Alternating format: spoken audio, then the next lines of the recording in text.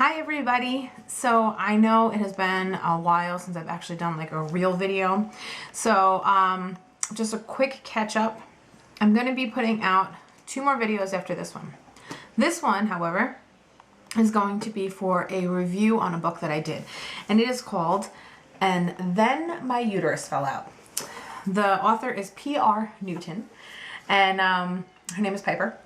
And she and I have been speaking back and forth via the computer for a little while now. I got wind of her book and I was extremely interested in reviewing it. It's all about pelvic organ prolapse. Pelvic organ prolapse is something that not a lot of women even realize is out there. They may have some of the symptoms and some of the severities might actually be more severe for someone and they still don't have any idea. Now I would understand some of the lighter things, but really like this is something that we need to talk about as women. So that's why Piper decided that she was going to put a book out all about her personal story about POP or POP, pelvic organ prolapse.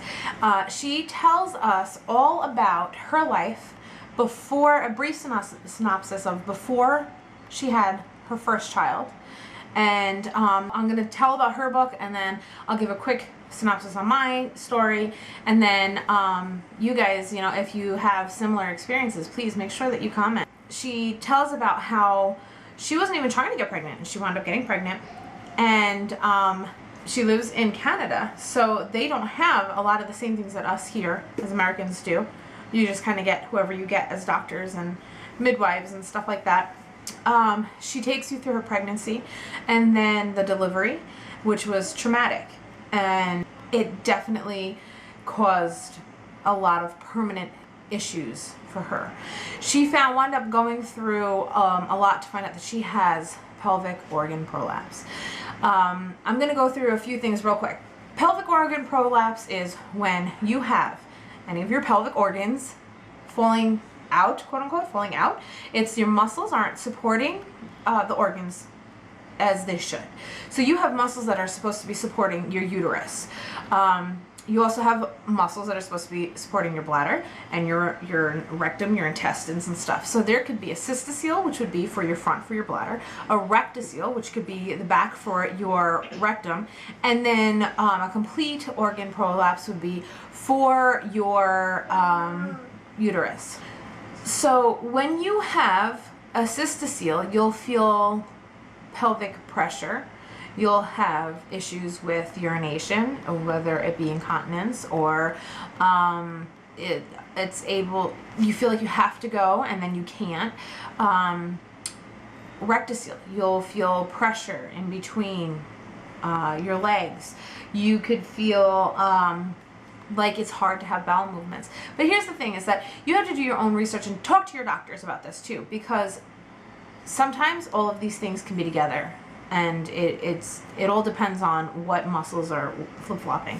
Her book goes into great detail. She has some wonderful information in here with symptoms and stuff that she's gone through, pain, personal experiences. She talked about one time she was going to her friend's house and with her son, and she couldn't even pick him up anymore because using those muscles were too strenuous, and she just hit the floor.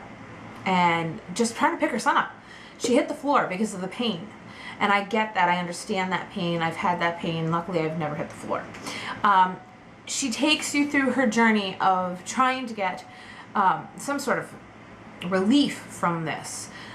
She takes you through the highs and lows of just getting a job again and just trying to be a mother and a wife and dealing with this day in and day out, knowing that she can't handle another pregnancy, and that she then takes you through how I feel like the Lord has moved so great in her life to send her to other countries that are having huge issues with this, where they're having holes that are left in their vaginas because of such bad conditions after having horrible traumatic births, and their insides are rotting and there's infection.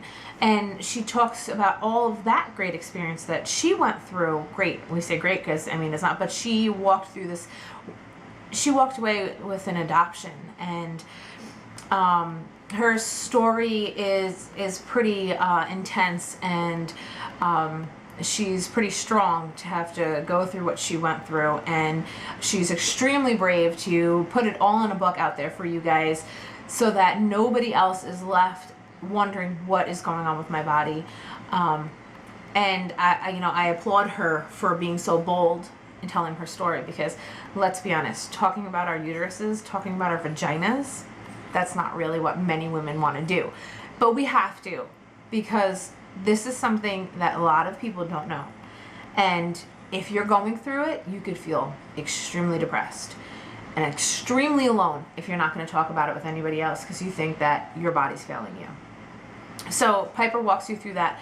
This book, like I said, it's called And Then My Uterus Fell Out. It's fantastic personal experience.